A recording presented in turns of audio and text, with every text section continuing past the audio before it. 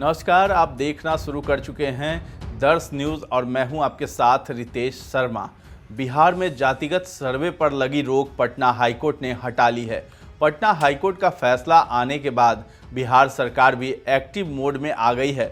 बिहार सरकार ने सभी जिलाधिकारियों को पत्र भेजकर प्राथमिकता के आधार पर जातिगत सर्वे कराने के लिए कहा है। जातिगत सर्वे को ग्रीन सिग्नल मिलने के बाद 2024 की लड़ाई पूरी तरह बदल सकती है। जातिगत सर्वे को ग्रीन सिग्नल मिलने के बाद वोटों का गणित बदल सकता है। इसके समर्थन और विरोध की सियासत के पीछे यही गणित है।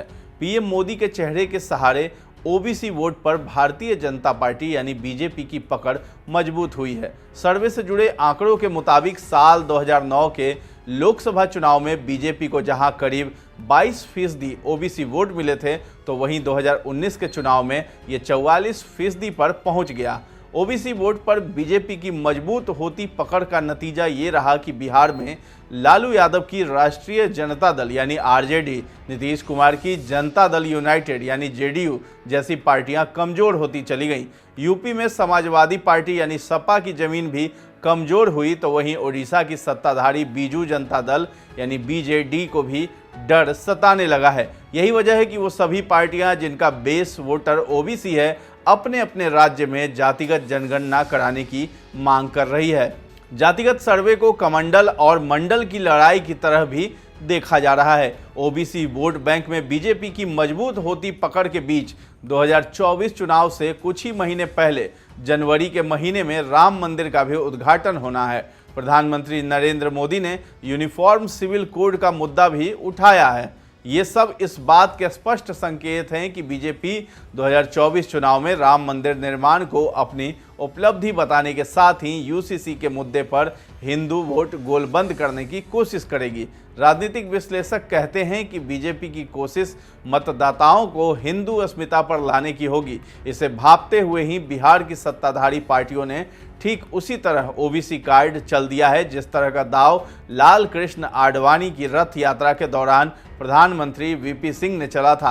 वीपी सिंह ने तब मंडल कमीशन की रिपोर्ट लागू कर दी थी। बीजेपी ने कठिन माना जाने वाला सामाजिक समीकरण साध नया वोट बैंक खड़ा किया है। Hindu vote bank. बीजेपी को कभी ब्राह्मण और बनियों की पार्टी कहा जाता था, लेकिन आज हर जाति वर्ग में पार्टी मजबूत पैठ बना चुकी है। बिहार की बात करें तो विधानसभा चुनाव में पार्टी का प्रदर्शन नीतीश कुमार के बिना उतना प्रभावी भले ही न रहा हो, लेकिन लोकसभा चुनाव में आंकड़े कुछ और ही बयां कर रहे हैं। साल 2014 के लोकसभा चुनाव में जेडीयू के अलग हो जाने के बाद बीजेपी, एलजेपी, रालोसपा जैसी पार्टियों के साथ गठबंधन कर मैदान में उतरी थी और करीब 30% वोट शेयर के साथ 22 सीटें जीती थी। नीतीश कुमार और लालू यादव की अनुभवी जोड़ी ये समझ रही है कि किसी भी विपक्षी पार्टी के पास नरेंद्र मोदी के कद का ओबीसी नेता नहीं है। बीजेपी को हराना है तो पीएम मोदी के चेहरे पर बीजेपी के साथ गोलबंद गैर यादव, गैर कुर्मी ओबीसी वोट बैंक में सेंध लगाना जरूरी है। आरजेडी प्रमुख लालू प्रसाद यादव ने पटना हाईकोर्ट के फैसले का स्वागत करते हुए कहा कि सर्वे के जरिए हर जाति के गरीबों की आर्थिक स्थिति सामने आ सकेगी। इसके आधार पर सरकार को योजनाएं बनाने में सहयोग मिलेगा। बिहार सरकार के डिप्टी सीएम तेजस्वी यादव ने हाईकोर्ट के फैसले को नीतीश कुमार और लालू प्रसाद यादव की जीत बताया। जेडीयू के राष्ट्रीय अध्यक्ष राजीव रंजन सिंह ने हाईकोर्ट के फैसले का स्वागत करते हुए कहा कि यह राष्ट्रीय स्तर पर जाति आधारित जनगणना कराने की मांग पर मुहर है। जेडीयू के ही नेता और बिहार सरकार के मंत्री विजय कुमार चौधरी ने हाईकोर्ट के फैसले को नीतीश कुमार सरकार की नीतियों की जीत बताया है। उन्होंने कहा कि यह फैसला गरीबों के पक्ष में है।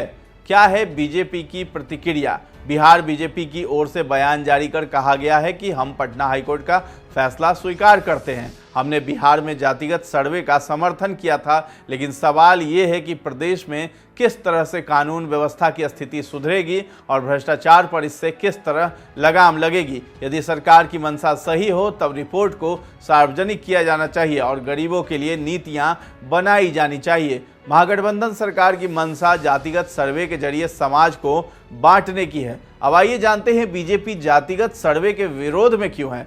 जातिगत सर्वे की मांग के पीछे भी रणनीति यही थी कि जातीय अस्मिता को धार दी जाए। जातिगत सर्वे के बाद आरजेडी और जेडीयू इसे कैश कराने की पूरी कोशिश करेंगे। वहीं बिहार के बाहर सपा, बीजेडी जैसी पार्टियां भी इस मुद्दे को हवा देने में कोई कोर कसर नहीं छोड़ेंगी। आरजेडी बार बार जिसकी जितनी संख्या भारी उसकी उतनी हिस्सेदारी का नारा भी बुलंद करती रही है। इन दलों की कोशिश अब इसे लेकर बीजेपी के खिलाफ नैरेटिव सेट करने की होगी। लोकसभा चुनाव में कुछ ही महीने का समय बचा है। ऐसे में बीजेपी नहीं चाहेगी कि तमाम चुनौतियों से जूझते हुए पार्टी को पीएम मोदी के चेहरे पर हर जाति वर्ग में आधार तय करने में जो सफलता मिली है उसे जाति के नाम पर किसी भी तरह नुकसान पहुंचे। अगर आरजेडी और जेडीयू जैसी पार्टियां ओबीसी वोट पर बीजेपी की पकड़ ढीली करने में सफल रहें तो 2024 चुनाव के लिए बीजेपी की राह मुश्किल हो सकती है। क्या जातिगत सर्वे से बढ़ेगा नीतीश कुमार का कद?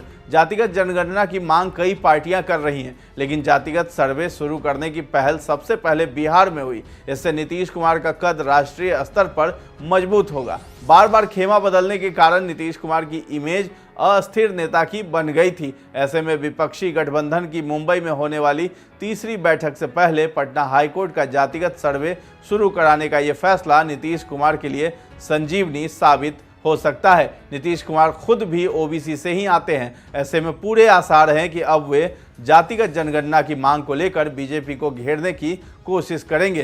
गौरतलब है कि जातिगत सर्वे इसी साल जनवरी महीने में शुरू हुआ। सर्वे का कार्य आधे से अधिक पूरा हो चुका है। बाद में मामला कोर्ट चला गया। हाईकोर्ट ने सर्वे पर रोक लगा दी थी। सूत्रों की माने तो सरकार ये सर्वे रिपोर्ट शीतकालीन सत्र के दौरान विधानसभा में पेश कर सकती है। क्या सर्वे रिपोर्ट बनेगी उम्मीदवारी चयन का आधार? जानकारों की माने तो जातिगत सर्वे को राजनीतिक लाभ के लिए उठाया गया कदम बताया जाता है। उन्होंने कहा कि सोशल मीडिया के दौर में इस फैसले से पॉलिटिकल टिंडर बॉक्स बढ़ने का खतरा अधिक है। बीजेपी के नेतृत्व वाला एनडीए हो या महागठबंधन, दोनों ही तरफ उम्मीदवार चयन के लिए सर्वे रिपोर्ट को आधार बनाएंगे। बीजेपी पीएम मोदी के चेहरे के सहारे गोलबंद हुए ओबीसी मतदाताओं को अपने साथ जोड़े रखने में सफल रहेगी या विपक्षी पार्टियां अपने मकसद में कामयाब, ये देखने वाली बात होगी। फिलहाल आपकी इस वीडियो पर क्या राय है हमें कमेंट सेक्शन में जाकर जरूर बताएं और अब तक हमारे चैनल दर्श न्यूज़ को सब्सक्राइब नहीं किया है तो कर लें और अगर ये वीडियो आप फेसबुक पर देख रहे हैं तो हमारे पेज को लाइक और फॉलो करना न भूलें। धन्यवाद।